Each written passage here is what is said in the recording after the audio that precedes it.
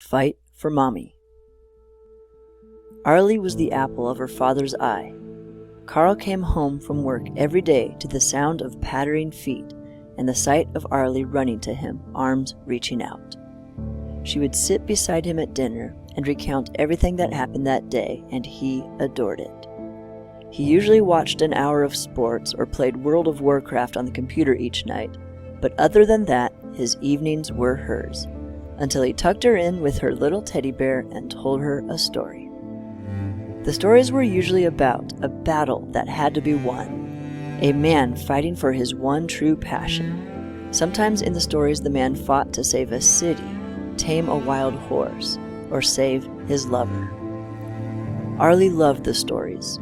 She loved her father, but she also loved her mother and knew that her mom was sad.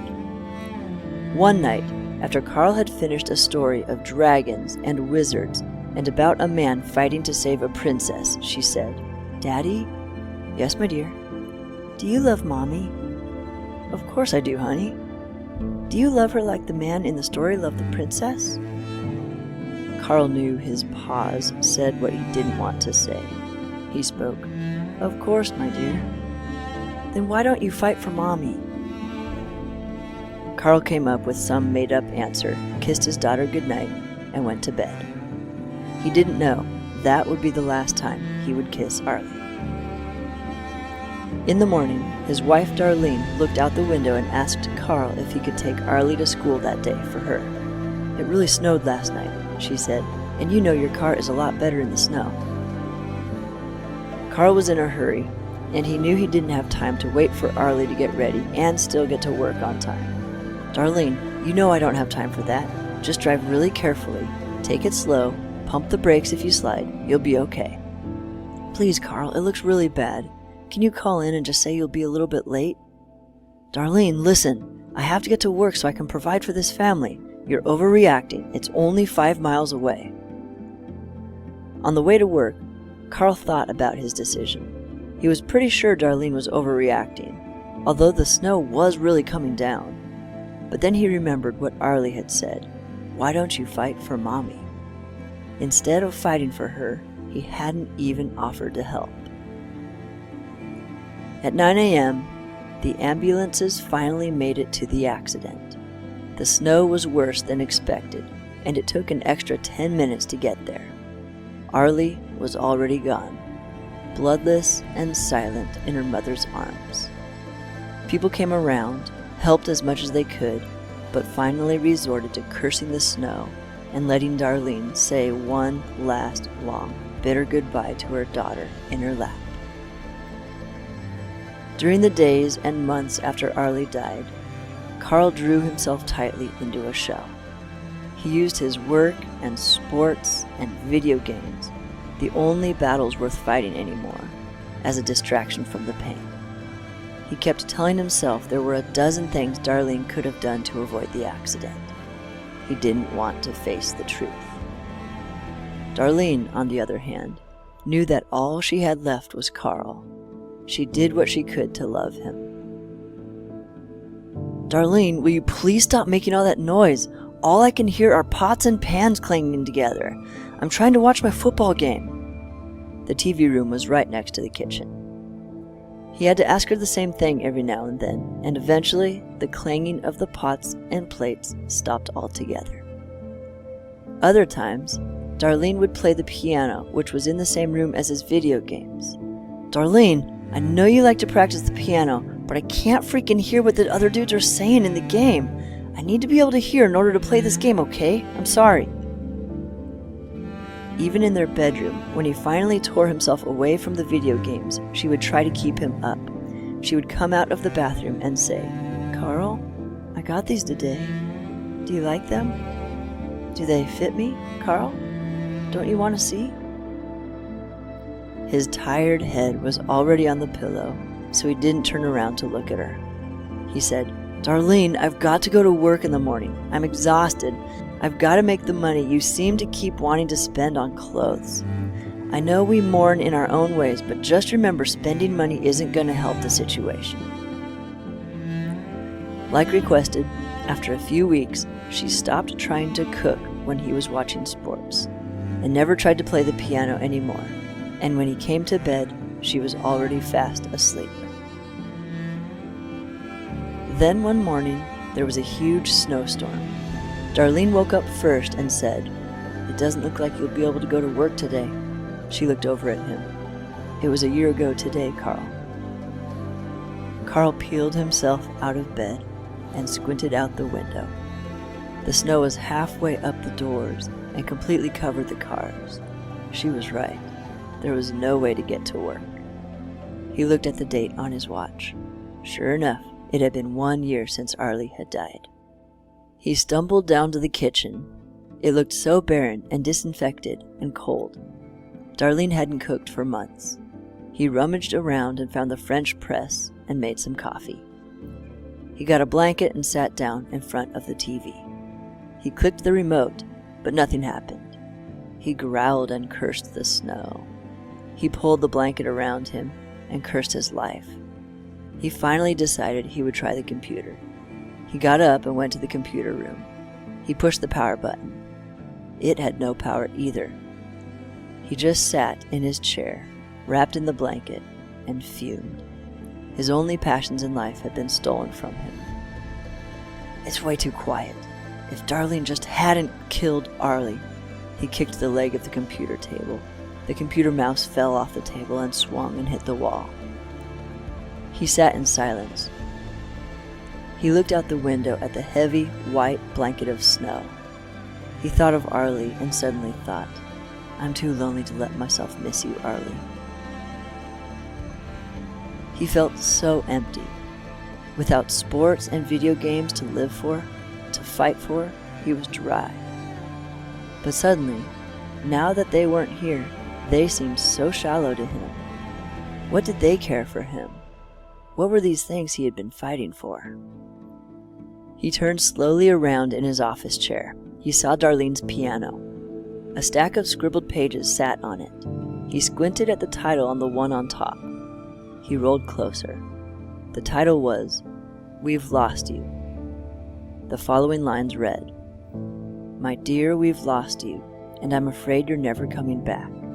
In our vulnerable hour, you withdrew, and you left me open to attack. I've called for you with this weak piano, but was treated like a fool. I've cooked to heal your injured soul, but you've left me for the wolves. I've tried to win my lover's heart with beauty in our tower, but I was ignored, left apart, and slept alone our darkest hour."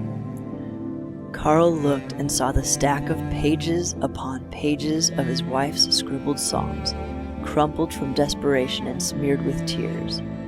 He realized she had been just as devastated as he, yet she had tried her best to fight for his heart, and he had deserted her.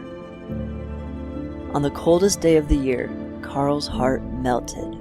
Something inside of him quelled. This was no time to cry. His love, so long deserted, was in the same house. He realized his fault, and it hit him like a fist in the teeth. He only had to go to her. He mounted the stairs with determination in his heart, his face set on the thought of Darlene. He would go to her and be everything she needed and more. He would rescue her from sorrow. But when he opened the bedroom doorway, his heart fell. All that he saw was her 2 feet sticking out from behind the bed. He ran to her. "Darlene, what have you done?" He kneeled over her and touched her. She jerked and shoved his hand off of her.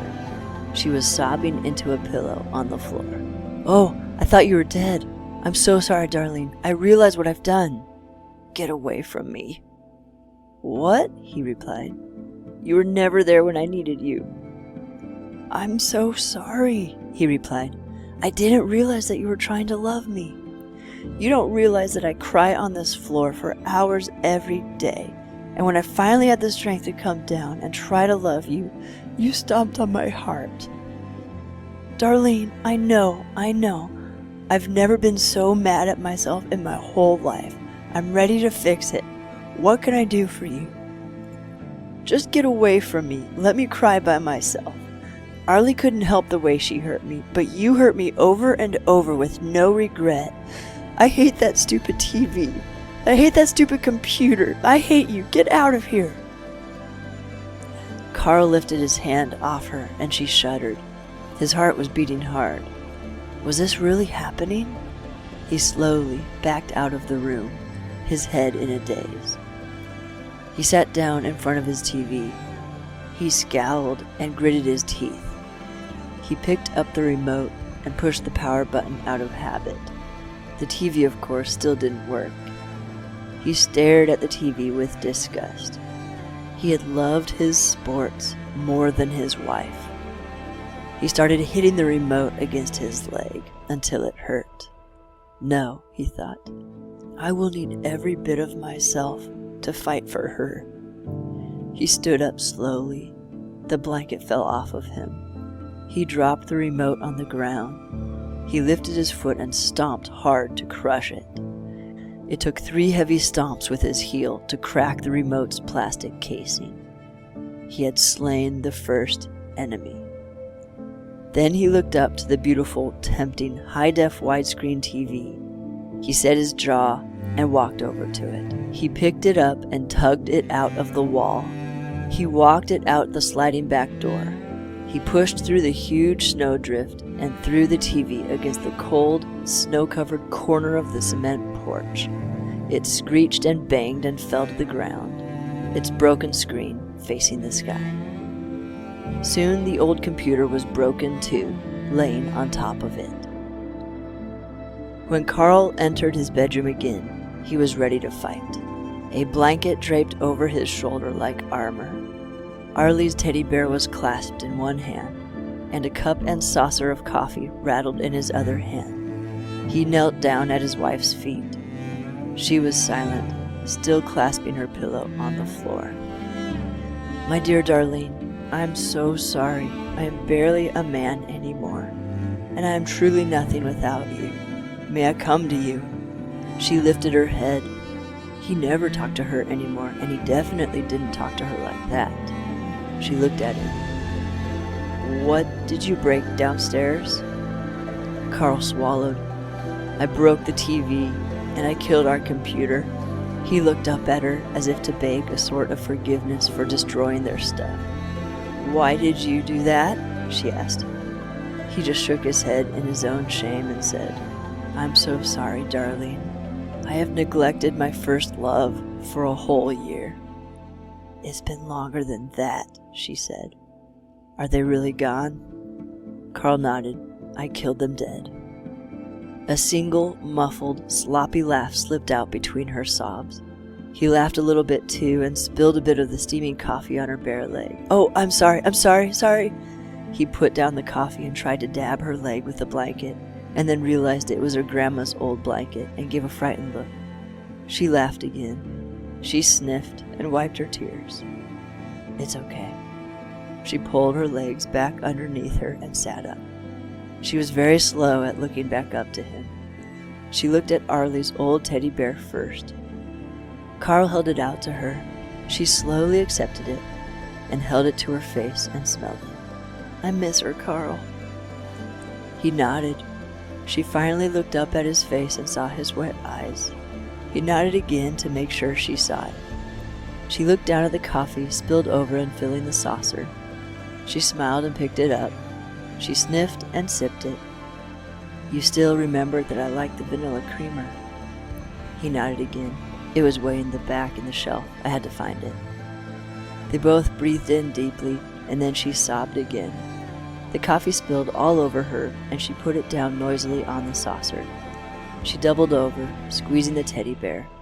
Carl slowly reached out to her and started to put the blanket on her. When she felt his hand on her, she flinched. He drew back. This was going to be a long battle. He sat with her for the rest of the day.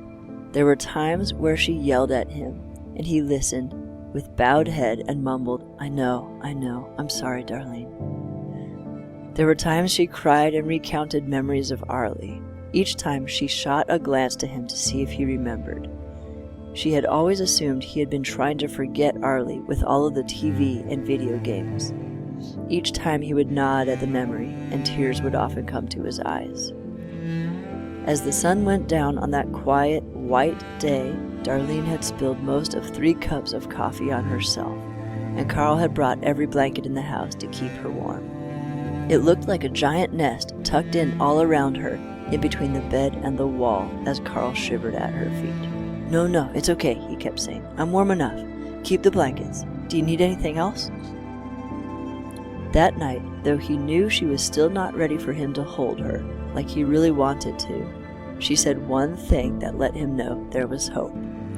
As her exhaustion overtook her, and her eyes were closing in the maroon light of the silent sky, she said, "Carl, would you tell me a story, please? Like you used to tell Arlie?" He nodded slowly. He swallowed the lump in his throat. He thought for a moment.